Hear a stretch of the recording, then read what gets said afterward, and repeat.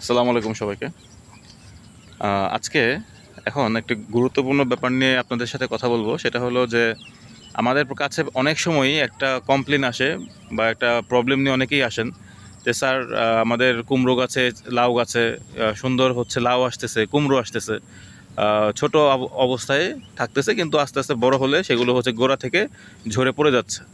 এই সমস্যাটা নিয়ে অনেকেই আমাদের কাছে আসেন এবং আমরা অনেকেই এই সমাধানটা দিয়ে থাকি যে সাধারণত পরাগায়নের অভাবে, পরাগায়ন যদি ভালো না হয় তাহলে গোড়াটা নরম হয়ে যায়, আস্তে আস্তে সেটা ঝরে পড়ে যায়।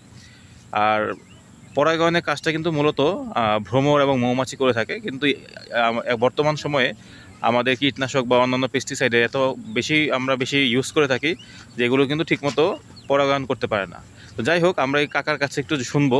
উনি আমাদের কৃষি গবেষণায় খুব এক্সপার্ট একজন হচ্ছে কাকা। তো ওনার কাছ থেকে শুনবো যে কীভাবে পরাগায়নটা করলে কী সুবিধা এবং কী অসুবিধা। ধন্যবাদ। হ্যাঁ, এটা কি ফুল কাকা? পুরুষ ফুল। পুরুষ ফুল বুঝলেন কীভাবে?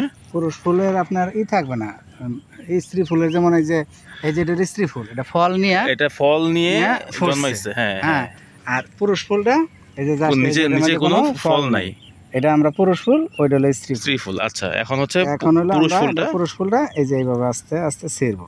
আচ্ছা, ছিঁড়া ছিঁড়ার পরে কি হইলো, কি বের হইলো দেখি একটু। এই যে মাথাটা বের হলো, ওই যে পরাগায়ন যেটাতে এর মধ্যে রেণু থাকে। আচ্ছা আচ্ছা, মানে খুব আর কি ছোট ছোট। আচ্ছা, এটা তারপরে জাস্ট এটা কিন্তু একবারে নরম, হালকা আস্তে করে ধরতে হবে। হ্যাঁ, ধইরা এই যে মাথাটা ছিঁড়া, হ্যাঁ, এই যে জাস্ট খালি মাথার মাঝে লাগাই দিন। আচ্ছা আচ্ছা, এটা লাগাই দিলে পরাগায়ন হয়ে গেল। আচ্ছা, তো পরাগায়নের জন্য কাকা ওই উৎকৃষ্ট ভালো সময় কখন? সময় যে আপনার ভোর 5টা থেকে 9টার ভিতরে শেষ করতে হবে। ভোর 5টা থেকে 9টা পর্যন্ত শেষ করতে হবে। যত তাড়াতাড়ি শেষ করা যায়। আচ্ছা, কোন কোন গাছে আমরা এই পরাগায়নটা করলে ভালো ফসল পাবো? কিউকার বীজ বলতে সব, লাউ, মিষ্টি কুমড়া, ঝিঙ্গা, ধুন্দুল, করলা, শসা, চিচিঙ্গা, শসা, আচ্ছা আচ্ছা, জালি কুমড়া, হ্যাঁ, মানে কিউকার বীজ, মিষ্টি কুমড়া, যা আছে। এতে লাউ আপনার বিকেলে করতে হয়, লাউ বিকেলে, আর ঝিঙ্গা হলো বিকেলে করতে হয়। আচ্ছা আচ্ছা, ওরা বিকেলে ফুল ফুটে। আচ্ছা আচ্ছা, আসরের আগে ফুটে 3টা-4টাতে করা যায়। হ্যাঁ, আর যা আছে সবই সকালবেলা করতে হয়। আচ্ছা, এই আমি যদি হাতে পরাগায়নটা করি কাকা, তাহলে সুবিধাটা কি হয়? সুবিধা হলো আপনার, যেমন লাউ আমরা অনেক সময় কৃষক বলে যে আমার লাউ টিকতেছে না। আচ্ছা আচ্ছা, মাঠে টিকতে, হ্যাঁ, পড়ে যাচ্ছে, শুকিয়ে যেতেছে।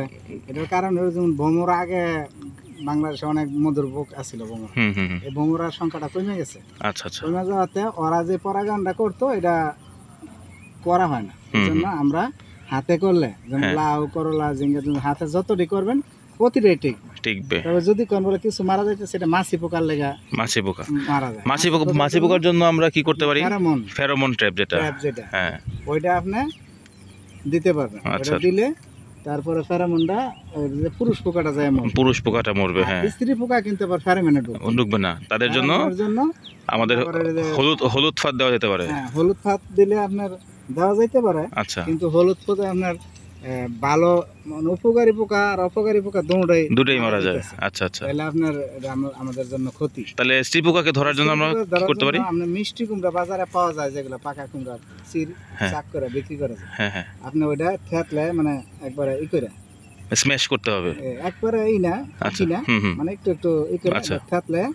আপনার বাজার আগে 7 পাউডার পাওয়া যেত, এখন 7 পাওয়া যায় না, অরগল পাউডার। এটা 5 লিটার 2 থেকে 3 গ্রাম পানির সাথে মিশিয়ে ওই মিষ্টি কুমড়াটা একটা পাত্রের মাঝে, হয়তো একটা আপনার মাঝেও দিতে পারবেন, ওই যে কৌডার মাঝেও দিতে পারেন, অথবা শানকি, আপনারা তো এখন দেখাইতে পারতেন না, শানকি উপরে বড় শানকি, নিচে একটা ছোট শানকি দিয়ে 3টা খুঁটি দিয়ে, আচ্ছা আচ্ছা, হ্যাঁ হ্যাঁ, বুঝতে পারছি।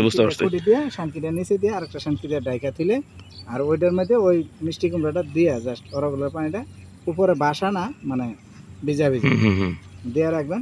তখন স্ত্রী পুরুষ দুটোই যায় ওই জায়গায় ঢুকবে,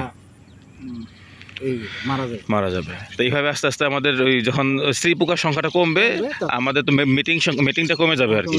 আর আপনার স্ত্রী পুরুষ পোকা পাশাপাশি ফেরোমন দিতে হবে, এই কারণে যাতে পুরুষ পোকা কমে যায়, তাহলে আমার বংশ বিস্তার তো কমে যাবে।